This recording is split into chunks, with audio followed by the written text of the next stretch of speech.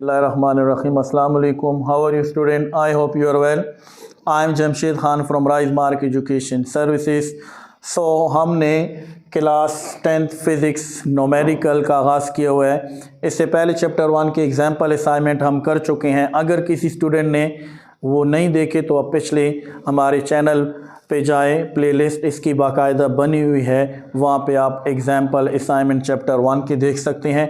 दो नोमेरिकल हम कर चुके हैं। आज हमारे पास है numerical number 3, very important numerical, ठीक है। A second pendulum is a pendulum with a period of 2 second. Second pendulum वो पेंडुलम होता है जो अपना जिसका टाइम पीरियड क्या होता है 2 सेकेंड होता है।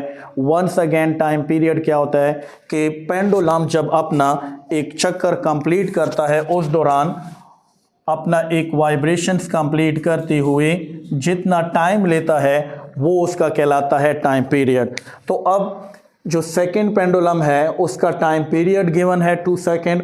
How much must be a second pendulum be on earth. अब ये इसकी लेंथ कितनी होगी, हाउ मच मस्ट, इसकी लेंथ क्या होगी इस पेंडुलम की, कहाँ पे, ऑन अर्थ पे, ठीक है, जब इसका टाइम पीरियड 2 सेकेंड हो।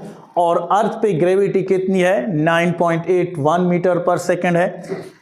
इस तरह इस पेंडुलम की मून पर, चांद पे, जहाँ पे ग्रेविटी की वैल्यू कम है, वहाँ पे इसकी लेंथ कितनी होगी।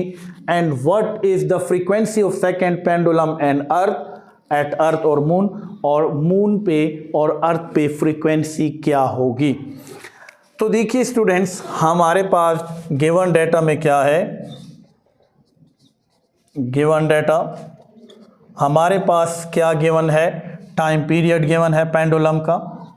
टाइम पीरियड कैपिटल टी से रिप्रेजेंट करते हैं, ये है 2 सेकेंड। अब जो ग्रेविटी है ऑन अर्थ वो कितनी है, ग्रेविटी ऑन अर्थ जी ई लिख लें इसके साथ 9.81 मीटर पर सेकेंड स्क्वायर।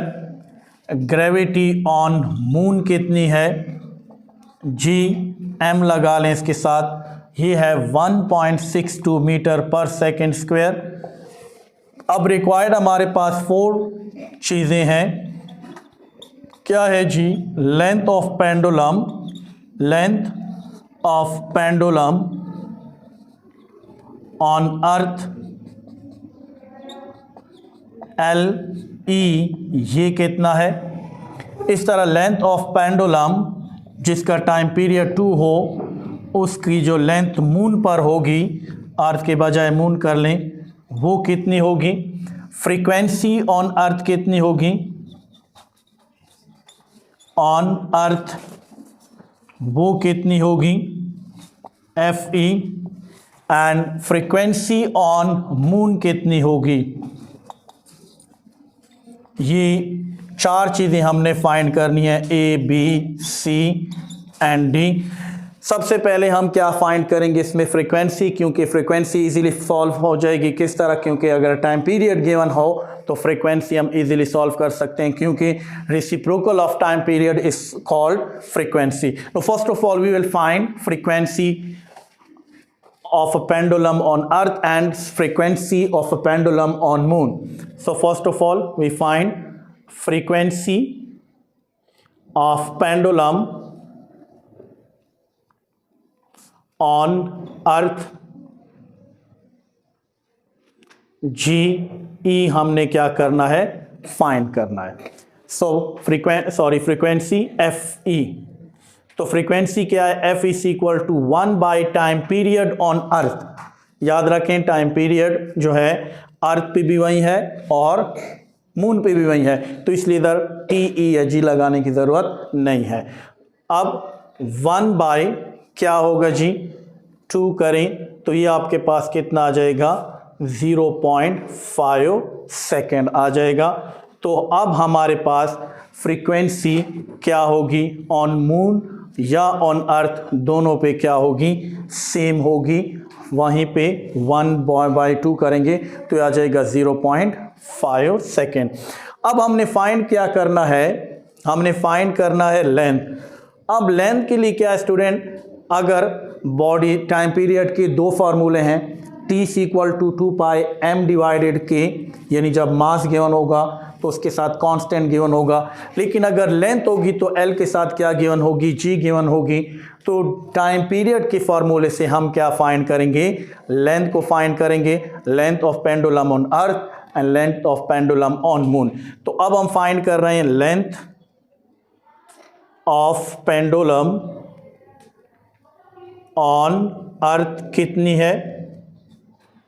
अब पहले इसका फॉर्मूला देखते हैं वो क्या है। फॉर्मूला के लिए हमारे पास टाइम पीरियड का फॉर्मूला है T equal to 2 pi under root L divided by g, और अर्थ पे कर रहे हैं तो ऑन अर्थ, और इधर भी एल के साथ ई लगा लें। अब फॉर्मूला बनाने के लिए हम क्या करेंगे, पहले स्क्वायर रूट को ख़त्म करेंगे। स्क्वायर रूट को कैसे ख़त्म करेंगे, taking square on both sides.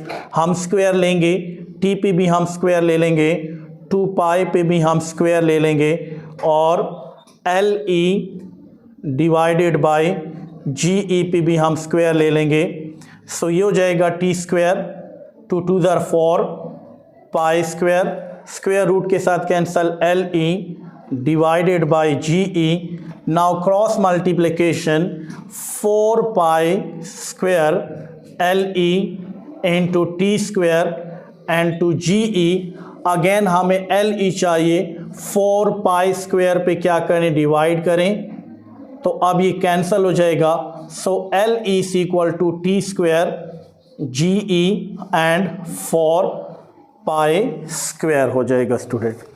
तो अब ये फॉर्मूला लेंथ के लिए भी है, लेंथ ऑन अर्थ और लेंथ ऑन मून भी यही होगा। फ़र्क सिर्फ किधर आएगा कि मून के लिए हम क्या इस्तेमाल करेंगे, ग्रेविटी एट मून को इस्तेमाल करेंगे।